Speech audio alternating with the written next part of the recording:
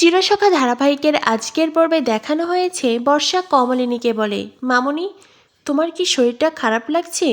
না মানে তোমার চোখ মুখ এমন লাগছে কেন? তখনই রশ্মি বলে, সত্যিই বুড়ি, আমিও তখন থেকে লক্ষ্য করছি তোমার চোখ মুখ কেমন যেন শুকনো শুকনো লাগছে। তোমার কি খুব খিদে পেয়েছে নাকি? কিরে মিঠি, তোরা কি খুব খিদে পেয়েছে? মিঠি বলে, না মামি, আমার একদমই খিদে পায়নি। কি বলো তো, তোমরা আমাকে দধিমঙ্গলে যত দই চিড়ে খাইয়েছ, আমার একটুও খিদে পায়নি। কিন্তু মা, তুমি তো পারো কিছু খেয়ে নিতে। কুর্চি বলে, তাই তো বৌদি ভাই, তুমি যাও না, কিছু খেয়ে নাও না। কমলিনী বলে, না না, এখন আমার কিছু খেতে ইচ্ছে করছে না। তখনই রশ্মি বলে, আচ্ছা ঠিক আছে, খাবার নাই বা খেলে অন্তত শরবত খেয়ে নাও। কমলিনী বলে, তোমাদের নতুন ঠাকুরপো তো বাড়িতে নেই, ও আসুক, ও এলে একসাথে খাবো। ও তো না খেয়ে আছে, তাই ও যখন আসবে আমরা দুজনে একসাথে শরবত খেয়ে নেব। এরপরেই রশ্মি বলে, আচ্ছা ঠিক আছে, যা ভালো মনে হয় তাই করো। তখনই কুর্চি বলে, সত্যি গো বৌদি ভাই, কিচ্ছু বুঝতে পারছি না, কখন বৃদ্ধির অনুষ্ঠান হবে, কখন গায়ে হলুদ হবে, নতুন দা সেই বা কখন আসবে, আর এই নতুন দা আজকে বিয়ের দিনে কোথায় বা গেছে বলো তো? কমলিনীর কাকামণি বলে, আমি কি নতুনকে একবার কল করব, জেনে নেব ও কোথায় আছে, কখন আসবে? কমলিনী বলে, না না, ও সত্যিই ভীষণ ব্যস্ত আছে কাকামণি। আসলে ওর ইনস্টিটিউটের একজন খুব অসুস্থ, ও সেখানেই গেছে, এখন নিশ্চয়ই ওকে নিয়েই ব্যস্ত আছে। তখনই রশ্মি বলে, ইনস্টিটিউটের কে অসুস্থ? কুর্চি বলে, তাই তো, কে আবার অসুস্থ হলো? আর যদি কেউ অসুস্থ হয়েই থাকে, ইনস্টিটিউটের কি আর অন্য কেউ নেই? তাদের কেউ যেতে পারতো। নতুনদার বাড়িতে আজ বিয়ে, নতুনদাকেই কি যেতে হতো? সত্যিই বাবা, এই নতুন দাও না কি যে করে। তখনই বড় ঠাম্মি বলে, নতুনকে নিয়ে তো চিন্তা করার কিছু নেই, নতুন তো জানে যে বৃদ্ধিটা ওকেই করতে হবে, তাই নতুন বৃদ্ধির আগেই চলে আসবে। নতুন ভীষণ দায়িত্ববান একজন ছেলে, ও কিছুতেই নিজের দায়িত্ব অবহেলা করে না, তাই তোমরা নতুনকে নিয়ে একদম চিন্তা করো না, ও সঠিক সময়ে চলে আসবে। কিন্তু বৌমা, ইনস্টিটিউটের কে অসুস্থ হয়েছে গো? কমলিনী বলে, কে যে অসুস্থ হয়েছে আমি জানি না, মানে ঠিক করে জানি না। আসলে কমলিনী সকলের সামনে ভোরের নামটা নিতে চাইছে না, হয়তোবা কেউ কেউ স্বতন্ত্রকে ভুল বুঝবে সেই জন্য। কিন্তু বর্ষার চোখকে তো আর ফাঁকি দেওয়া যায় না। বর্ষা ঠিকই আইডিয়া করেছে, তাই বর্ষা কমলিনীকে বলে, মামনি, একটু পরে তো মিঠির গায়ে হলুদের অনুষ্ঠান শুরু হবে, ভোর বলে মেয়েটা তো এখনও এলো না। তখনই কমলিনী বলে, তুমি এত ভোরের খোঁজ নিচ্ছ কেন? মানে ইনস্টিটিউটে তো আরও অনেকেই আছে, আর তোমার বাপের বাড়ি থেকেও তো কেউ এখন এসে পৌঁছালো না, সেসব নিয়ে কোনো চিন্তা নেই, তুমি ভোরকে নিয়ে এত ভাবছো কেন? তখনই বর্ষা বলে, না আসলে ভোর তো বিদেশে পড়াশুনো করেছে, ও বলছিল ও বাঙালির বিয়ে দেখেনি, সেজন্যই বলছিলাম গায়ে হলুদের অনুষ্ঠানে এলে ও বিয়েটা দেখতে পারতো, বাঙালি বিয়ে। কমলিনী বলে, তো তোমার কাছে কি ভোরের নাম্বার নেই, মানে এখনো কি নাম্বারটা নাওনি তুমি? বর্ষা বলে, না মামনি, আসলে ওর নাম্বারটা নেওয়া হয়নি, তোমার কাছে আছে, থাকলে দাও না। কমলিনী বলে, আমার কাছেও নেই। এরপরেই কুর্চি বলে, হয়েছে হয়েছে, অনেকটা সময় পার হয়ে গেছে, এবার চলো, মিঠির গায়ে হলুদের অনুষ্ঠান শুরু হবে। চলো তো সবাই চলো।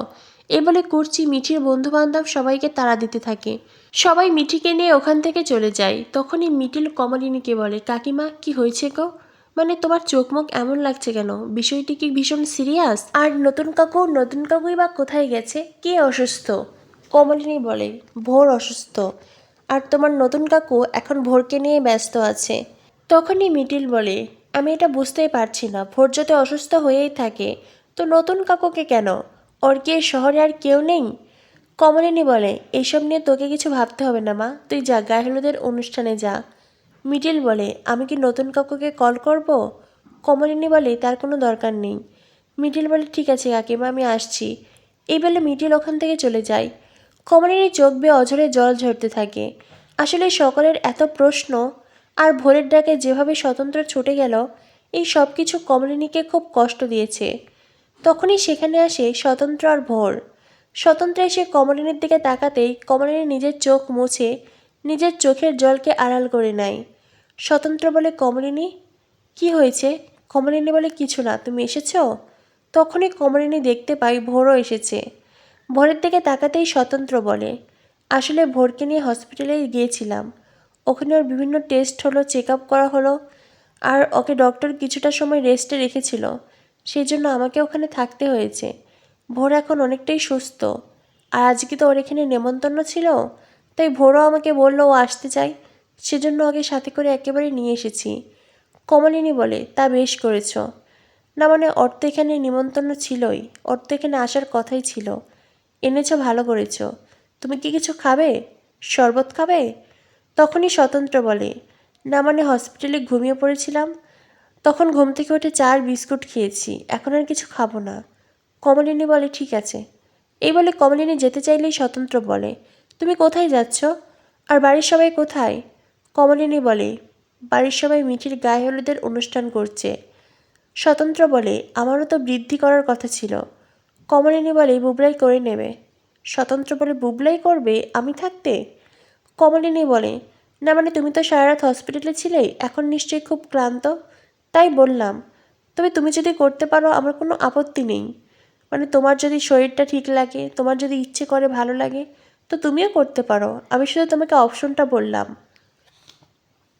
এই বলে কমলিনী যেতে চাইলেই তখনই ভোর বলে, বৌদি আপনি কি কোনো কারণে আমার ওপরে রেগে আছেন? তখনই কমলিনী ভীষণ রেগে যায়। কমলিনী এত সময় ঠান্ডাভাবে কথা বললো, এইবার আর নিজেকে সামলাতে পারে না। কমলিনী ভোরকে বলে, তুমি সবসময় নিজেকে এতটা গুরুত্ব দাও কেন বলো তো? না মানে তোমার কি মনে হয় আমি তোমার ওপর কেন রেগে যেতে পারি? আমরা স্বামী স্ত্রী কথা বলছি, তার মধ্যে তোমাকে কথা বলতে হবে? ভোর বলে, আসলে আমি রাতের বেলা ওইভাবে স্বতন্ত্রতাকে ডেকে নিয়েছিলাম। কমলিনী বলে, সেই বোধ যদি তোমার থাকতো তবে কি তোমাকে আর কিছু বলতে হতো? ভোর বলে, আসলে আমি খুব ভয় পেয়েছিলাম। কমলিনী বলে, খুব ভয় পেয়েছিলে? না মানে এই শহরে তোমার আর কেউ নেই, তোমার অন্য কলিগ নেই? তুমি তো জানতে তোমার নতুনদার বাড়িতে আজ বিয়ের অনুষ্ঠান আছে, তবুও তোমার তাকেই ডাকতে হলো? তখনই ভোর বলে, সরি বৌদি। কমলিনী কোনো উত্তর না করে ওখান থেকে চলে যায়। আর স্বতন্ত্র অপরাধীর মতো ভোরের দিকে তাকায়। আসলে কমলিনী যে ব্যবহার করছে সেই জন্য স্বতন্ত্র ভোরের কাছেই লজ্জিত। কিন্তু স্বতন্ত্র একবারও এইটা বুঝতে চাইছে না সে আর ভোর যেটা করছে সেটা কমলিনী কতটা কষ্ট পাচ্ছে। এরপর দেখানো হয় মিঠির গায়ে হলুদের অনুষ্ঠান শেষ হয়েছে। মিঠিকে নিয়ে তার বন্ধুরা বসে আছে। সকালের একটাই কথা, কিরে মিঠি, তোর মেকআপ আর্টিস্ট কখন আসবে? এখনও তো এলো না। মিঠি বলে, আমি কি করে বলবো বল, আমি তো আর মেকআপ আর্টিস্ট ঠিক করিনি, মা, পিসিমণি ওরাই হয়তো ঠিক করেছে। তখনই সেখানে কুর্চি ছুটে আসে। কুর্চি ছুটে এসে বলে, এই মিঠি, একটা সর্বনাশ হয়ে গেছে। মিঠি বলে, কি সর্বনাশ হয়েছে পিসিমণি, কি হয়েছে বলো? কুর্চি বলে, আর যে মেকআপ আর্টিস্ট আসার কথা ছিল সেই মেকআপ আর্টিস্ট বললো ও আসতে পারবে না, ওর বাড়িতে গিয়ে একটা অ্যাক্সিডেন্ট হয়েছে। আমি ওকে বললাম তোমার চেনা জানা অন্য কেউ থাকলে তার নাম্বারটা দাও। ও বলল তারাও নাকি সব ব্রাইড সাজাতে চলে গেছে, তারাও কেউ আসতে পারবে না। এখন কি হবে বলতো? মিঠি বলে, পিসিমণি এত কেন ভাবছো? আমি তো খুব বেশি সাজতে পছন্দও করি না, হালকা সাজ আমি ঠিক করে নিতে পারবো। ওই তো হাত খোপা আর শাড়ি পরতে হবে, সে আমি ঠিক শাড়ি পরে নেব, সাদা রঙের শাড়ি। কুর্চি বলে, সেই তো মা, তুমি বিয়েতে সাদা রঙের শাড়ি পরবে, সেই জন্য আমাদের প্রত্যেককে সাদা রঙের শাড়ি পরতে হবে। কি আর করার, মেয়ে যখন নিজেই সাদা রঙের শাড়ি পরবে, আমরা তো আর রং চঙে শাড়ি পরে ঘুরে বেড়াতে পারি না। মিঠির বন্ধুরা বলে, সত্যিই রে মিঠি, তুই সাদা রং সিলেক্ট করলি বলে আমাদের সবাইকে এখন ওই সাদা থিমের শাড়িই পরতে হবে। মিঠি বলে, তাতে কি হয়েছে? তখনই ভোর বলে, আমি খুব ভালো সাজাতে পারি, আমি কি তোমাকে সাজিয়ে দেব? মিঠি বলে, তুমি তো অসুস্থ, তুমি আমায় কি সাজাবে? ভোর বলে, এখন আমি খুব সুস্থ আছি। মিঠি বলে, হ্যাঁ সেই তো, সারা রাত নতুন কাকু তোমাকে হসপিটালে নিয়ে গেল, সেবা যত্ন করলো, এখন তো তুমি ঠিক থাকবেই। আচ্ছা একটা কথা বলো তো, এই শহরে নতুন কাকু ছাড়া তোমার কি আর অন্য কেউ চেনা পরিচিত নেই? ভোর বলে, না না, এই শহরে তো আমি সেভাবে কাউকে চিনি না, শহরে একেবারেই নতুন। মিঠি বলে, তোমার কোনো বন্ধু বান্ধব নেই? ভোর বলে, না, আমি বললাম না এই শহরে আমি নতুন, বন্ধু থাকবে কি করে? মিঠি বলে, এই শহরে আসার আগে অন্তত সেভাবে সব কিছু ঠিকঠাক করে আসতে হতো। ভোর বলে, তুমিও না কী সব বলছো, আমি কি লোকজনকে ধরে ধরে বলবো তোমরা আমার বন্ধু হও, তোমরা আমার আত্মীয় স্বজন হও, আমার বিপদে তোমরা হেল্প করবে? সেটা কি হয় নাকি? মিঠি বলে, সেটা যেমন হয় না, কাল রাতে যেটা হয়েছে সেটা হওয়াও ঠিক হয়নি। এরপরে ভোর চুপ হয়ে যায়। ভোর বলে, আমি তোমাকে সাজাতে পারবো, বিশ্বাস করো। মিঠি বলে, থাক, তার কোনো প্রয়োজন নেই। কুর্চি তখন মিঠিকে বলে, ও যখন এত করে বলছে সেজেই নে না। তখনই কমলিনী আসে। কমলিনী এসে বলে, দিদিভাই কোনো কি ব্যবস্থা হলো? তখনই কুর্চি বলে, কি আর ব্যবস্থা হবে বৌদিভাই, মেকআপ আর্টিস্ট তো আসতে পারবে না। এদিকে মিঠি বলছে ও নাকি নিজেই সেজে নেবে। আমি ওকে বললাম, চন্দন পড়তে কি তুই একা পারবি নাকি? ভোর আবার বলছে ও খুব ভালো সাজাতে পারে। তখনই কমলিনী ভোরকে বলে, বাবা, তোমার এই গুণও আছে? তুমি আবার অন্যকে ভালো করে সাজাতেও পারো?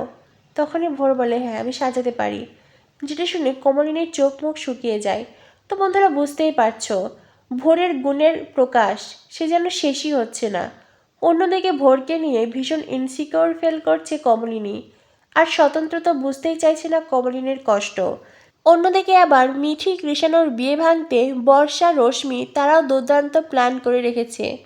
মিঠির প্রেগনেন্সির ভুল রিপোর্ট কৃষাণুর পরিবারের হাতে দেবে, যাতে করে মিঠি আর কৃষাণুর বিয়েটা ভেস্তে যায়। কি হতে চলেছে চিরসখা ধারাবাহিকে? চিরসখা ধারাবাহিকের পরবর্তী আপডেট পেতে আমাদের সাথেই থেকো। ধন্যবাদ সবাইকে।